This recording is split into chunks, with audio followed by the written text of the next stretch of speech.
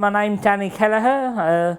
I've lived on the Aberfeldy all my life, coming up 31 years, and in this same very house I've never moved.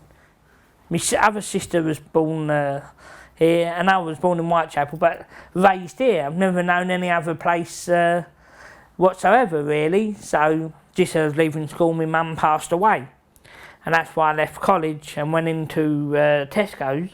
Got made redundant because they were meant to have been knocking Tesco's Bromley by Bow down to give way to new houses, but I think due to planning it all fell through.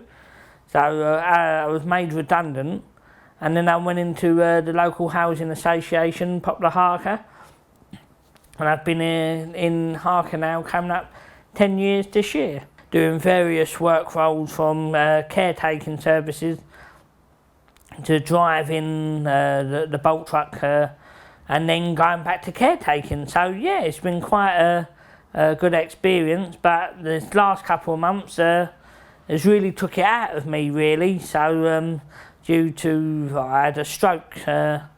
What it was, I woke up one morning, went into work, but I woke up with pins and needles in my arms and legs and thought, oh, nothing, I just slept funny. And then as I was going to make a cup of tea in one of the offices, the work colleague looked at me and he said, "Dan, you all right?" I said, "Yeah." I said, "Elle," I said, "I don't feel a bit right at the minute." And he went, "I think you're having a stroke." I said, "Elle," I said, "get out of it." Next thing, you know, I fall onto the chair, can't even move. And so I was in the hospital, and then, and now I'm recovering. But that was due to a blood clot on the brain and stress, which stress can be a very dangerous thing. But it's knocked a few people back, seeing me like this, because they never thought, oh, no, well, I've always been like a strong person. They've never seen me have been like this, really. The job I love, because I'm a people's person, and I've always been out I see my job as a service to the people, because I live in the area and work in the area. Plus, I can speak many languages. So if I'm speaking to someone who's Bengali, I go, "Bala Sunni." That means, "How are you?" And you go, "Ami Bala," and then "Palu Asi." So "Ami Bala" means I'm good. "Palu Asi" means "and you." But that really breaks down the barriers, and people are really happy to see that, and it's an icebreaker. See, I got most of my personality from my mum and dad. See, my dad was born in Ireland just after the war. I think he met my mum while working in a hospital, in St Andrew's Hospital in Bow.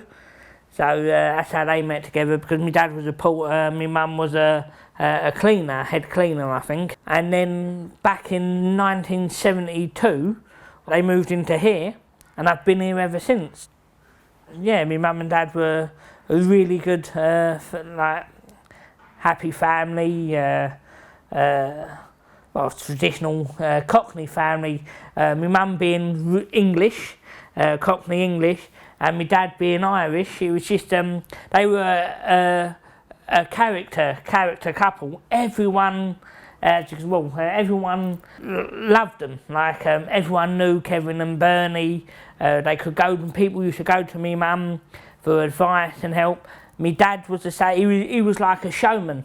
He was really good at what he done, like organise events through marathons. He always done stuff for charity. Yeah, and he was a people's person himself.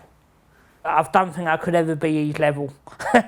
he was just too good, because my dad's life was my mum, and that's what really took him, really, because my mum was his rock, and once you ain't got the rock, you're lost. You are a lost person, and then I think that's what really made my dad ill. Like, I think it breakdown in life, really, through Alzheimer's. He just loved my mum too much, and since then I've took over everything from the house and living on a straight and narrow, really. So it's characters what make the area, I think. And now that this area has really gone to pot, it's just not the same community atmosphere anymore, which is coming back, right, due to, I think, the Tommy Flowers pub. Years without a pub, lost all that community spirit. If the Tommy wasn't there, I probably wouldn't even have any interest in the area anymore, because there's no need to go to Aberfeldy Street. But even with the talkie-okie, that gets people in as well.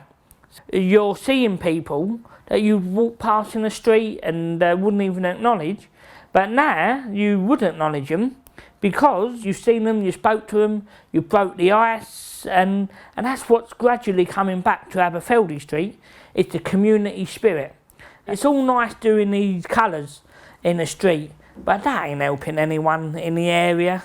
Like the shops that are going to come in now, I don't know what they're going to be, but they need to be more sustainable for the local community, because they can't just have something that's only going to be a one-trick circus, which will not benefit anyone, will not bring anyone to the area. It's just, I say, open the street up more. Like have a busker stand, have like every Saturday have a music day.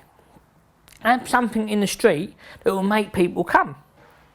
They could have done a mural of all these people, like people that have worked in the area, like every character in there, and you could get an artist come along, paint it on the side of the chip shop, and they go, yes, that's our Aberfeldy. Not a silly murals or the patterns were an absolute waste. All it is, it's a nice eyesight view. It's nice on the eyes, but it ain't nice on the people, because it don't benefit us. It really don't. It only for people who are probably buying in the houses over there. It's not a good idea. I don't think that was a really good idea. It's nice, but it's not. It's just, they say you can't polish turd.